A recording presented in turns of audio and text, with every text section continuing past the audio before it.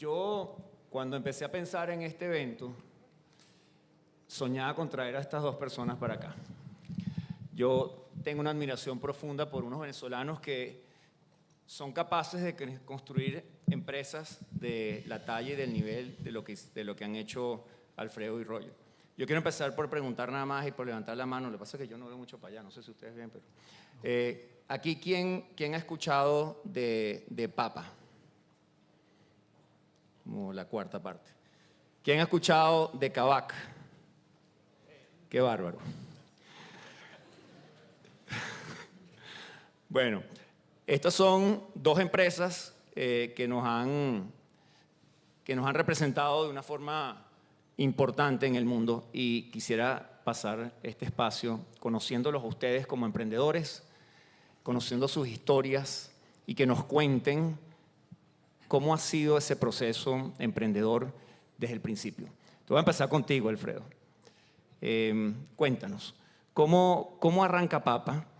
¿Cómo es tu vida? ¿Cómo se te ocurre? O sea, ¿cómo inicia ese proceso en el cual, ya no estando en Venezuela, o si quieres nos cuentas un poco de estar en Venezuela, salir y empezar ese camino en la construcción de Papa, que fue hace como 8 años, creo, más o menos, aproximadamente. Empecemos contigo. Bueno, primero que todo, Esteban, gracias por la invitación. Yo siempre quise ser emprendedor. Siempre quise serlo desde pequeño. Mi padre era emprendedor. Me voy para la Metro a estudiar para graduarme como emprendedor. Y bueno, pero cuando uno se gradúa, uno siempre sale a buscar un trabajo corporativo, ¿no? O sea, para aprender. Y mi primera entrevista de trabajo fue en Merck, en Laboratorios Merck, que creo que sus oficinas estaban por acá.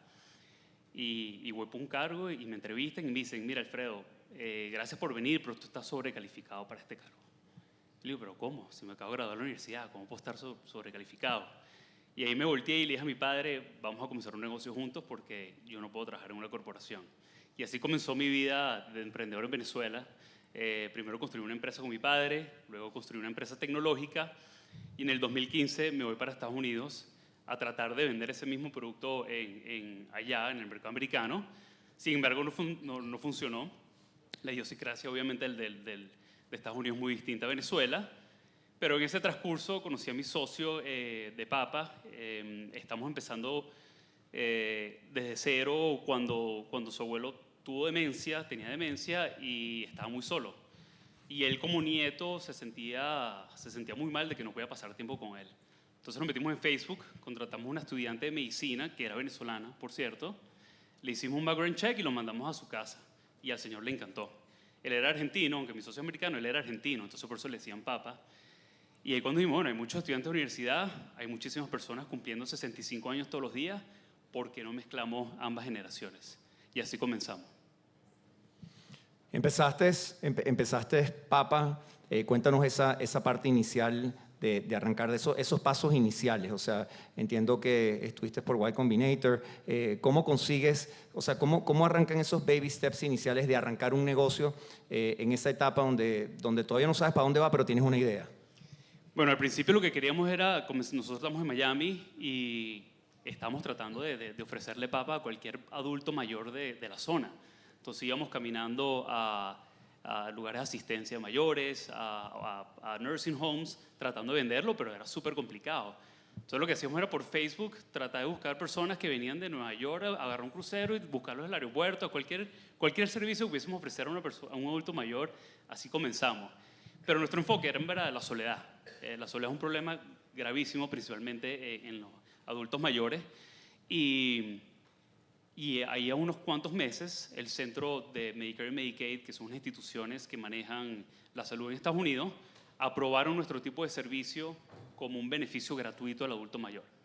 Mi socio y yo, viniendo de la industria de salud y vendiendo la compañía de seguros, nos dijimos, vamos a vender la compañía de seguros. Y ahí mismo pivoteamos, dejamos de venderle directamente al consumidor y empezamos a vender a las compañías de seguros y ahí arrancó, eso fue justo antes de la pandemia. Pero cuando arrancó la pandemia, muchísimo más porque la gente estaba mucho más sola.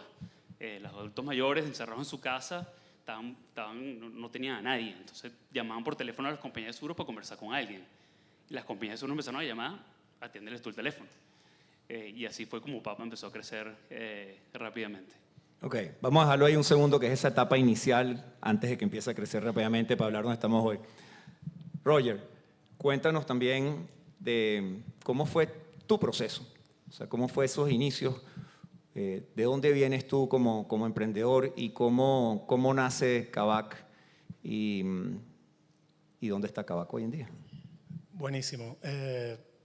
Bueno, voy a echarles el cuento y, o sea, primero agradecido de estar aquí. Iba a decir obrigado, perdón, que estoy viviendo en Brasil y el portuñol es un problema real.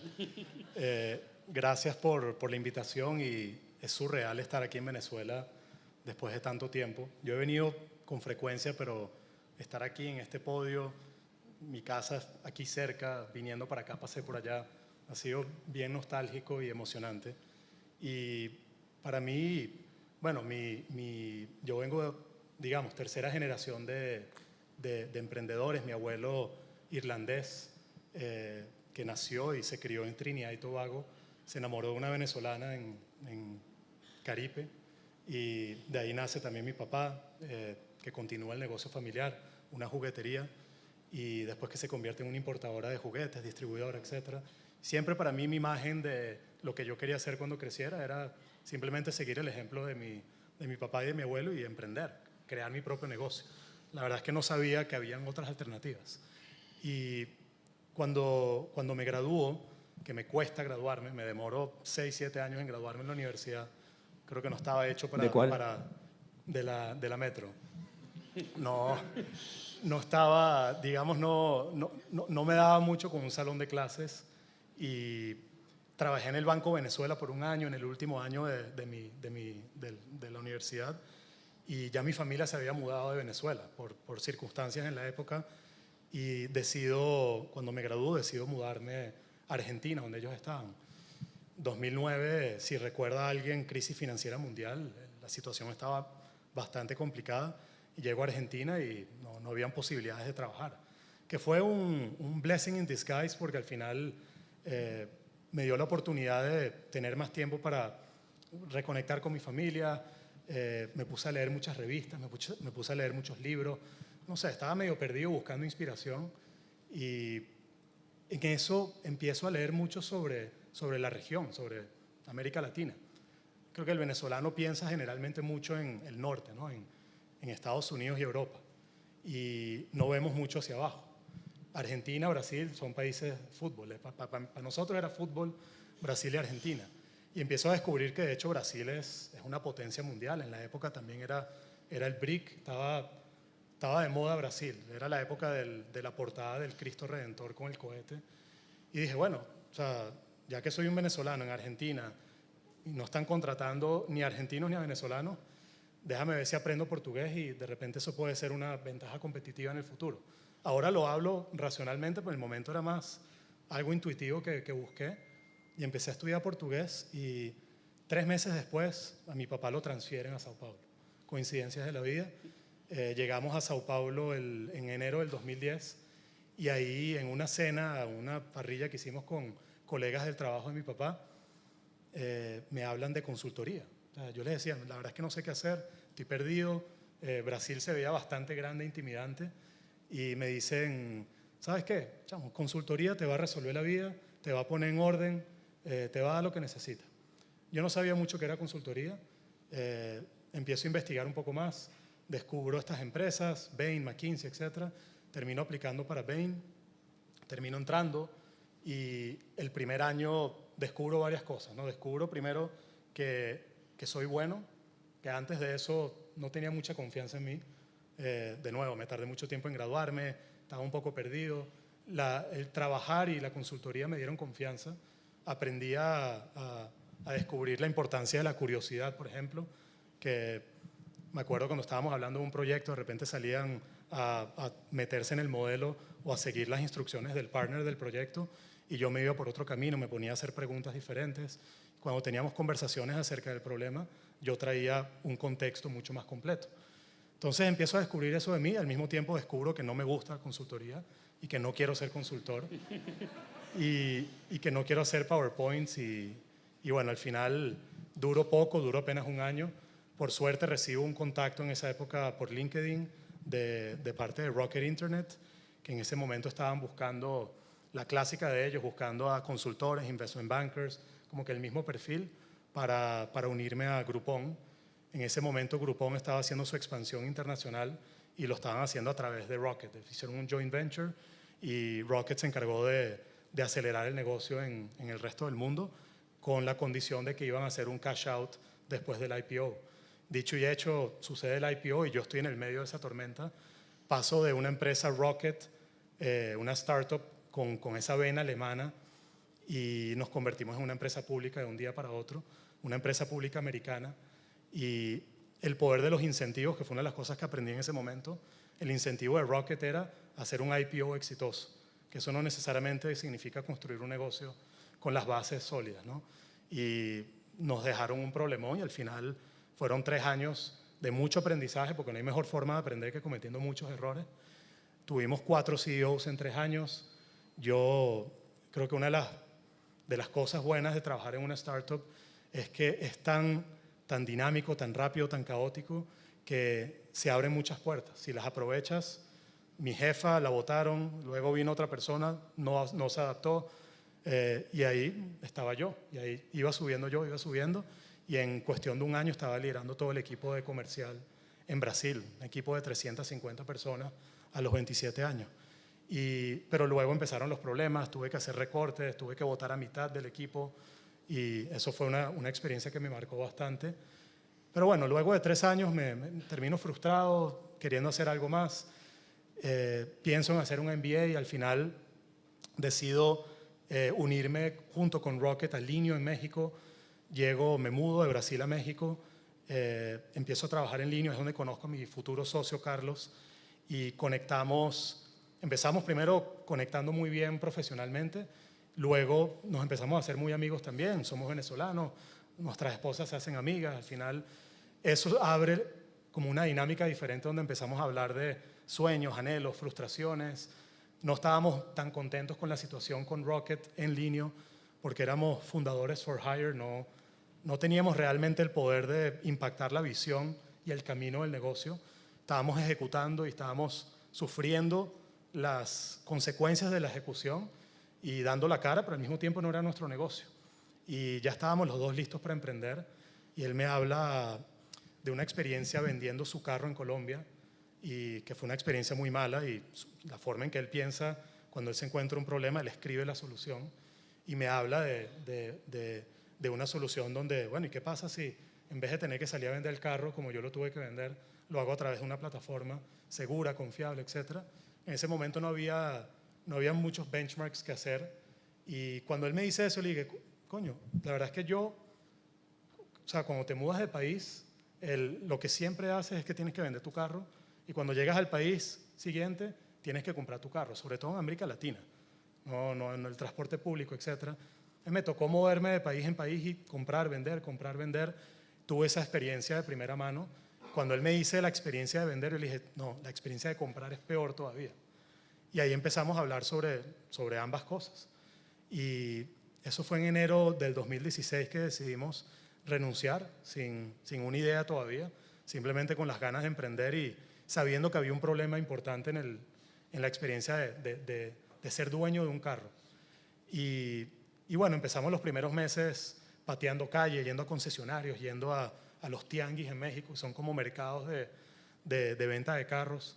Empezamos a escribir en un papel los precios para entender cómo funcionaban los precios.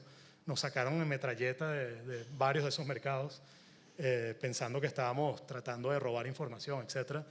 Y ahí también nos empezamos a dar cuenta que estábamos tocando en una vena. Y bueno, nos dimos cuenta también que el problema era más complejo de lo que pensábamos y que la solución iba a ser mucho más compleja de lo que imaginábamos.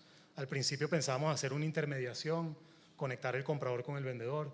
Nos dimos cuenta que eso no solucionaba ni la vida del vendedor ni del comprador. Nos dimos cuenta que el financiamiento era muy importante, y que las personas que más necesitan financiamiento para comprar un carro son las que menos reciben oportunidad de financiamiento. Y al final decidimos que teníamos que ser dueños del inventario y ser dueños de la cadena de valor completa, y eso implicó ser un negocio sumamente complejo en necesidades de capital, infraestructura, gente, y terminamos construyendo algo mucho más grande de lo que pensábamos. Y bueno, al final Kavak ha sido exitoso porque creo que fuimos siempre muy enfocados y muy disciplinados en ver al cliente como tratar de solucionar el problema del cliente independiente de la complejidad que eso representara para nosotros. A veces uno piensa mucho de, coño, esto va a ser difícil para mí, esto va a ser difícil para la empresa. Pero, coño, piensa primero en el cliente. Y si es complejo, ahí llegamos un poco a nuestra tesis de mientras más complejo, más importante. Mientras más complejo, más relevante vas a ser para tu cliente y más vas a crear un vínculo de largo plazo y vas a tener que construir algo complejo. Y construir algo complejo es difícil, es divertido y al mismo tiempo creas barreras de entrada porque otras empresas no lo van a poder replicar. Entonces, América Latina es el perfecto lugar para eso. Estamos llenos de problemas y bueno, en Venezuela ni hablar. Así que creo que es un lugar que está perfecto para lo que queremos hacer. Gracias, Roger. Muchas veces todos escuchamos de las empresas cuando ya son grandes, gigantescas, exitosas y no sabemos estas historias, no sabemos cómo empiezan, cuál es ese camino que además tiene muchísimas curvas, que hace que vayas de un país a otro, que pases por consultoría o que pases por el intento de hacerlo con varias empresas, de repente con tu papá. Muchas veces se nos olvidan estas cosas, ¿no? Y te forman con curiosidad, te forman con esa capacidad de análisis, de salir y salir de repente a buscar a los viejitos donde fuera o a irse a analizar cómo es que unos están comprando y vendiendo y uno pierde eso, ¿no? Y creo que aquí hay un mensaje súper importante que es esa base con la cual hagamos fast forward y veamos qué es Papa hoy y qué es Kavak hoy, o sea, a dónde llegó todo ese proceso y ustedes en ese proceso, ¿cómo sienten que los formó a lo que son hoy en día? Esa parte donde ya le llevaron a crecer a lo que mucha gente conoce que es lo que es hoy en día. Bueno, nosotros cuando cerramos el primer piloto con una compañía de seguros, nosotros dijimos, bueno, nosotros estamos visitando adultos mayores en su hogar, llevándolos para el doctor, llevándolos para el supermercado y nos gustaría hacerlo con ustedes. Y nos dijeron, ok, vamos a hacer un piloto, pero quiero que nos enfoquemos en la soledad. Y yo le digo, ¿pero por qué la soledad? Porque la soledad es un problema muy grande. Y nosotros, no sabíamos. Entonces, con ese aprendizaje dijimos, bueno, nos volteamos y empezamos a hacer el pitch a las otras compañías de seguros, la soledad es un problema. Y ok, entonces ya era un problema más específico que simplemente llevar a personas al supermercado o jugar cartas en su casa. Terminamos el primer piloto y unos meses después, la misma compañía de seguros nos dice, vamos a hacer un segundo piloto, pero nos vamos a enfocar en los determinantes sociales de la salud. Nosotros, ¿pero qué es eso? Que bueno, la soledad es solo un pedacito de los determinantes de la salud, que significa que el 80% de los problemas de salud que tiene el ser humano están asociados a un problema social. No tener acceso a alimentos sanos, a un hogar, a un vehículo, a un doctor, etc. O a un círculo social, familiar, que esté contigo y no entres en esa depresión que es lo que ocasiona la soledad. Vimos, ok, nos volteamos a la misma compañía de seguro y ahorita no es soledad, ahorita es determinantes sociales de la salud. Y así fue como fuimos creciendo, escuchando al cliente cuál era la verdadera necesidad del mercado y eso fue lo que pudimos replicar en todos Estados Unidos. Papa es un negocio extremadamente complejo de operar. Aunque suena fácil conectar una persona mayor antes era un estudiante de universidad, ya no lo es, ya cualquier persona puede ser mi papá de 72 años trabajó para Papa mucho tiempo y mi papá no tenía la personalidad de eso para nada. Yo decía, eso nunca lo vas a lograr, vas a llevar al primer viejo para el médico y me vas a llamar a insultarme de dónde te metiste. Y lo hizo por 1 año y medio y le fascinó. Estaba llevando personas de muy bajos recursos que no tenían un vehículo, los llevaba para el médico y se quedaba ahí 6 horas esperándolo afuera. Nada que su personalidad es cero eso. Y ahí es cuando dijimos que estábamos sentados en algo muy importante, en una visión más allá de lo que nosotros creíamos. Y en ese transcurso nos dimos cuenta que era un negocio extremadamente de operar, porque obviamente hay viejos en todas partes, Estados Unidos y en todas partes del mundo. Entonces, ¿cómo podemos conseguir a alguien en todos los rincones de Estados Unidos y meterlo en un hogar de un desconocido para prestarle asistencia a esa persona? Entonces, mientras una compañía de rideshare como Ridery o delivery como Yumi escoge un área, vamos a hacer delivery de comida aquí en la Trinidad, y después buscan a los clientes. Nosotros nos llama la compañía de seguro, tengo una persona en el medio de un lugar rural de los Estados Unidos, necesito que me consigas a alguien en 48 horas.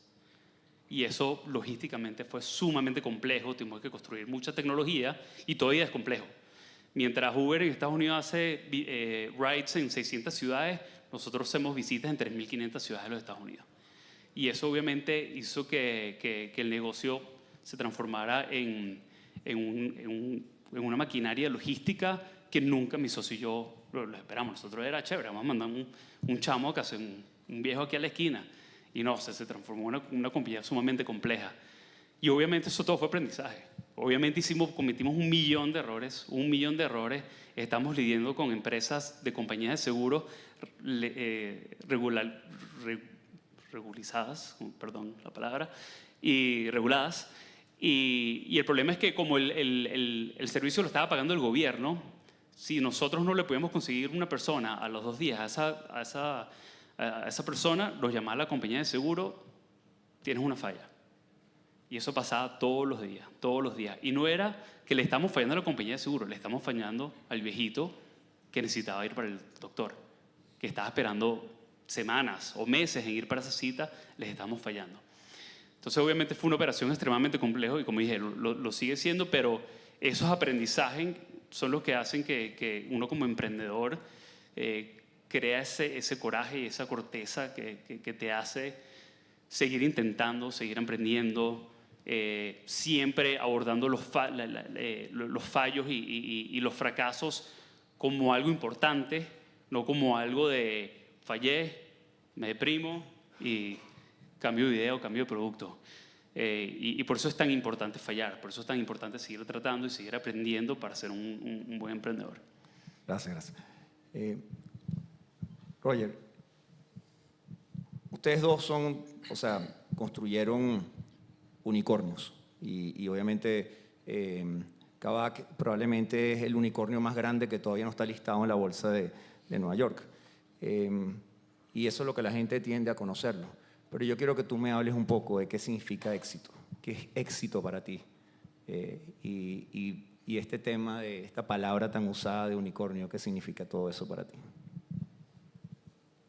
Bueno, es una pregunta muy cargada porque tengo diferentes respuestas para la pregunta, ¿no? Por un lado, éxito es algo muy relativo, muy personal, subjetivo también.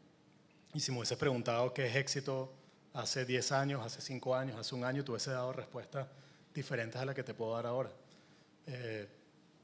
Y al mismo tiempo, unicornio también es una palabra y es una etiqueta que yo tengo mis sentimientos encontrados con unicornio porque, nada, simplemente eres unicornio porque tienes una valorización de más de $1 billón y de cierta forma eso ya te califica como exitoso. Creo que se pierde un poco todo lo que está por detrás, ¿no? Y el trabajo que se hizo y cómo también en verdad, por más de que tengas esa valorización, no significa nada. Al día siguiente igual te tienes que levantar y trabajar y estás enfocado en todos los problemas que tienes y lo último que estás haciendo es viendo tu valorización y lo que eso representa.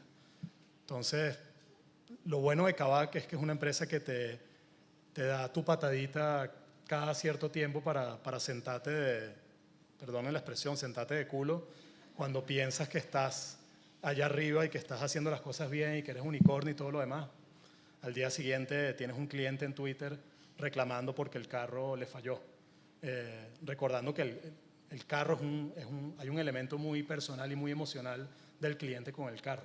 Entonces, yo creo que para mí éxito hoy en día tiene que ver mucho más con el lado personal, con mi familia, con lo que he construido y tratar de proteger eso, de poder estar en una posición donde puedo contribuir de vuelta también al ecosistema de emprendimiento.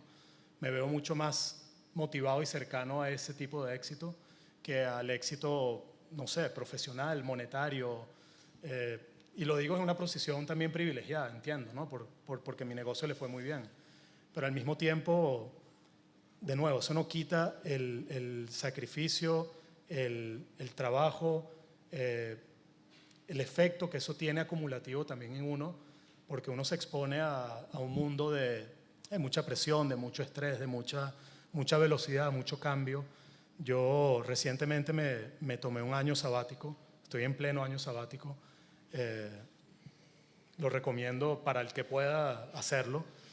Y cuando arranco ese año sabático, a los 2 meses de estar en el sabático, que pensaba que me la estaba comiendo, durmiendo, metiéndome en hielo, haciendo ejercicio, pasando tiempo con mi familia, haciendo todas las cosas que yo pensaba que tenía que hacer, viendo películas, libros, pasando tiempo, o sea, llevando a mi hijo al fútbol, etc.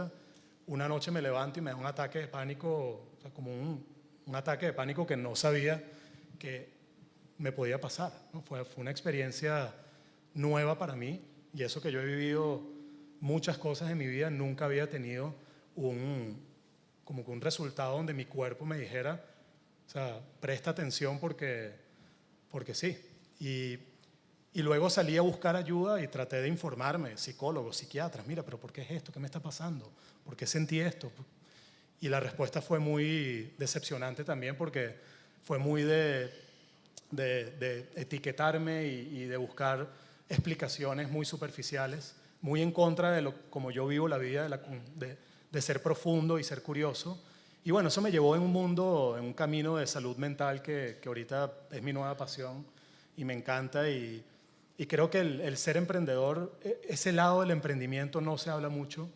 Estoy seguro que Alfredo puede empatizar con eso, que al final, o sea, imagínate, estás liderando un negocio súper exitoso, tienes inversionistas, tienes empleados, tienes a tus colegas, a tus pares, tus socios.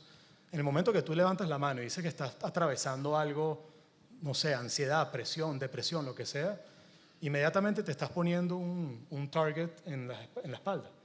Entonces es bastante aislador, no sé si esa es la palabra correcta, pero te terminas sintiendo muy solo. Entonces creo que es muy importante, yo cuando hablo con emprendedores, ahorita en una posición más de asesor, a veces de ser miembro de la junta, de tener una relación personal con algunos emprendedores, cuando tenemos conversaciones, el 80% de la conversación nunca es sobre cómo levantar capital o cómo la estrategia o la expansión o la estrategia de no sé qué cosa. Nunca es eso.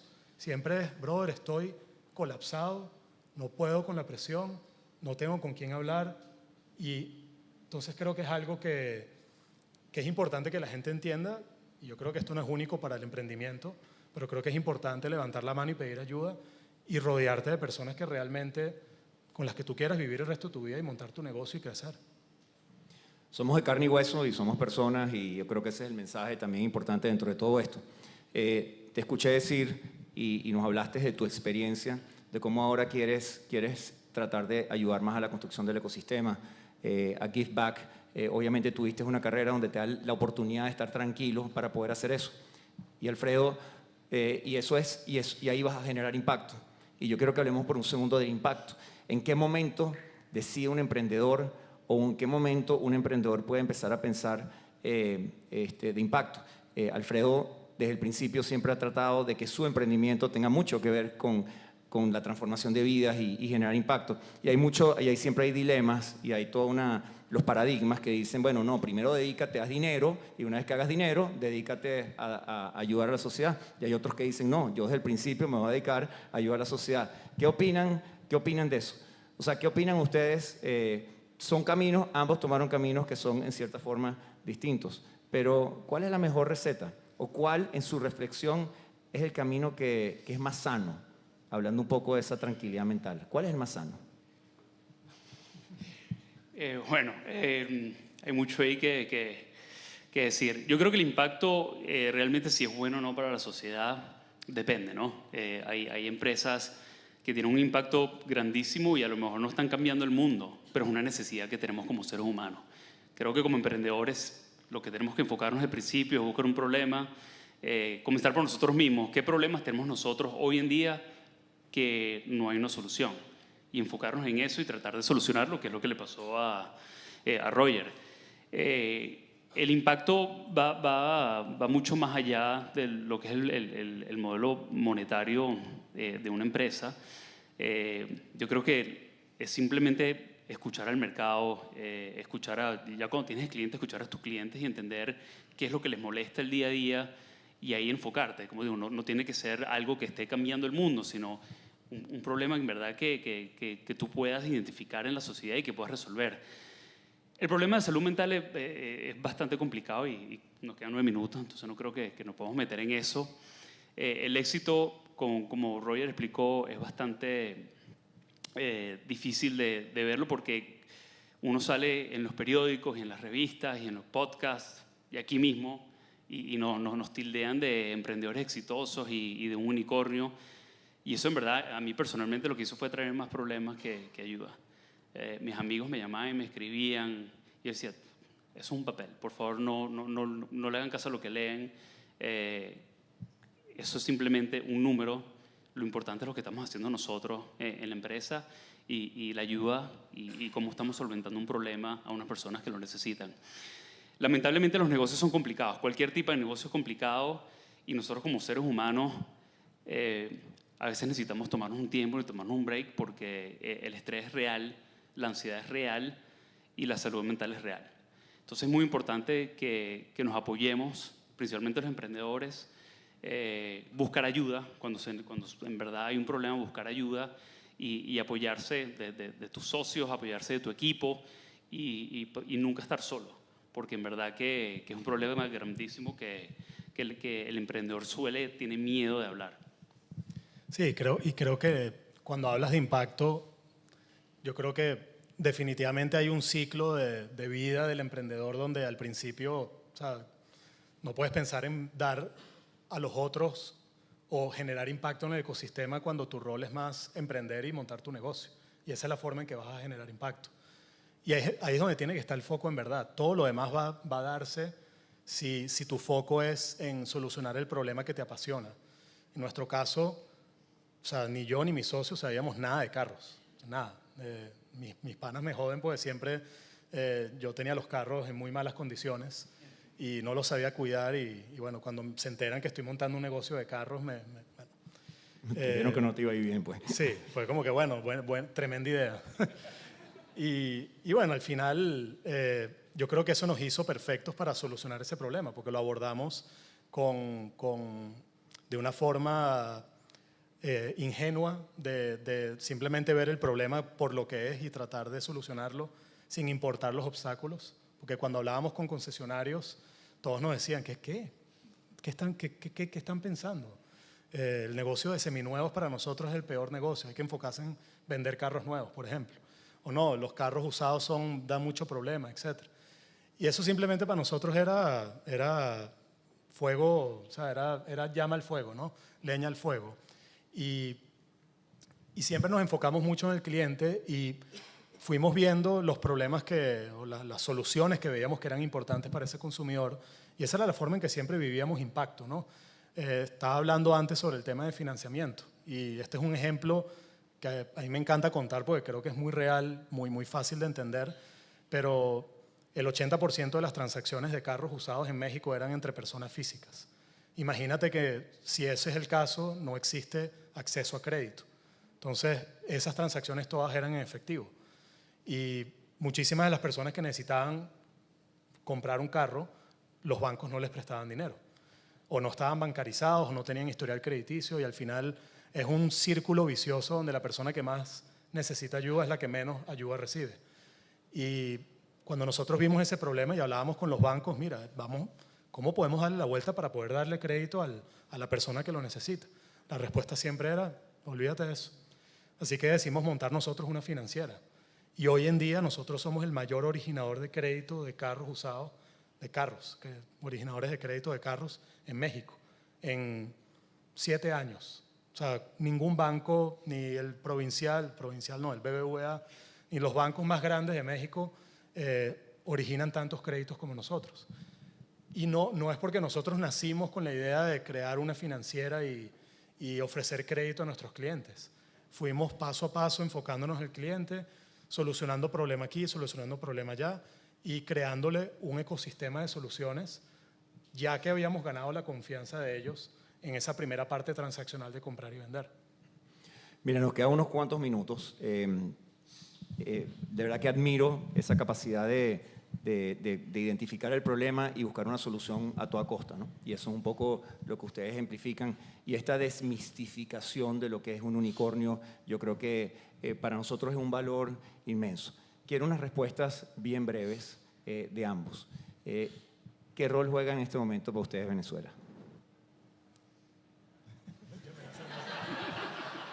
Está bien. Bueno, Venezuela, yo tuve mi época como emigrante donde de repente como mecanismo de defensa me alejé mucho de Venezuela y igual venía y nuestras primeras oficinas de Kavak fueron aquí en Venezuela, el equipo de tecnología, el equipo de atención al cliente. Teníamos una operación que nació aquí en Venezuela, me tocaba venir mucho y luego la situación empeoró y al final me fui alejando más y más. Y ahora yo creo que una de las cosas que más me motiva en mi posición donde puedo ayudar a otros emprendedores es Venezuela. Es donde creo que puedo y donde quiero involucrarme más. Es difícil porque es difícil ver a Venezuela desde lejos, incluso como venezolano, y lo estábamos hablando ayer, incluso emprendedores o VCs, etcétera. O sea, se ve siempre con una capa como gris. Y es difícil de navegar, y es difícil de entender quién está bien, quién está mal y dónde puedes ayudar y dónde no puedes ayudar. Pero donde haya posibilidades de ayudar, para mí Venezuela representa eso.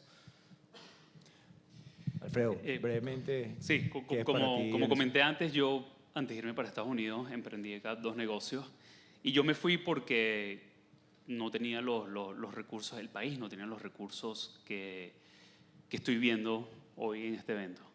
Y eso me emociona muchísimo. Estando 10 años afuera, y le doy gracias a Esteban, porque si no hubiese sido el empuje de renovar mi pasaporte y de venir, no estaría acá. Y le doy muchísimas gracias porque realmente yo no me esperaba esto. O sea, yo no me esperaba esto, estoy impresionado, estoy emocionado y veo lo que yo no vi hace 9 años cuando yo estaba emprendiendo en Venezuela. Así que cualquier apoyo que yo pueda, en verdad que después de ver esto me encantaría estar muchísimo más involucrado, aportar mi tiempo lo más posible y nada, gracias. Gracias a ambos. ¿Algún mensaje final? Algo que no hayamos comentado, algo que quieran dejarle como mensaje a todos los asistentes, que puede haber sido algo que a ustedes les hubiera gustado haber sabido, ¿no? Haber sabido hace 10 años, que a lo mejor puede ser útil para todos los que están en este momento emprendiendo. ¿Algún mensaje final? Yo me imagino que aquí hay muchos emprendedores, o si no, no estarían acá. El mensaje que yo siempre doy es, mañana es tarde. Es un camino extremadamente difícil, doloroso, es horrible, pero hay que comenzar algún día y mañana es tarde. Sí, a mí hay algo que logramos llevar mucho a la cultura de nuestra empresa y que trato de repetir mucho. O sea, y creo que Venezuela es un ejemplo perfecto y creo que los emprendedores de Venezuela ojalá lo puedan ver así también. Donde otros ven riesgos, problemas, vean la oportunidad. Vamos a ver siempre vamos a poder ver una cosa como un riesgo, como un problema, como algo difícil, o lo podemos ver como lo contrario. Elijan verlo como lo contrario y algún día se tiene que arrancar y algún día este país tiene que cambiar y tiene que mejorar y yo creo que está en manos, no por poner esa presión únicamente en los emprendedores, pero creo que a través del emprendimiento va a haber un impulso muy grande para Venezuela y bueno, ojalá así sea. Mira, muchísimas gracias a ambos. Cuando empezamos a hacer el contenido de este evento, y como le dije antes, escribí en la lista, puse muy en alto a Papa, que era una empresa que me habían presentado para inversión y que al final decidí no entrar porque me pareció que ya estaba demasiado cara. Y a Kavak, porque todo el mundo hablaba de Kavak y yo decía, bueno, si Kavak lo hizo, si un venezolano lo hizo de la manera como lo hizo, tenemos que traerlo. Ustedes dos, en las conversaciones que he tenido con ustedes para convencerlos que vengan para acá, han sido admirables. Tienen una calidad humana que de verdad es extraordinaria. Esta sesión era para conocerlos como personas y yo creo que si hay algo que han logrado y a lo cual les estoy muy agradecido, es a transmitir que el emprendimiento es duro, difícil, largo, complicado, pero en todo momento tiene un lado muy humano que a veces lo perdemos de vista y que usted lo ha puesto aquí sobre la mesa, así que les estoy muy, muy agradecido.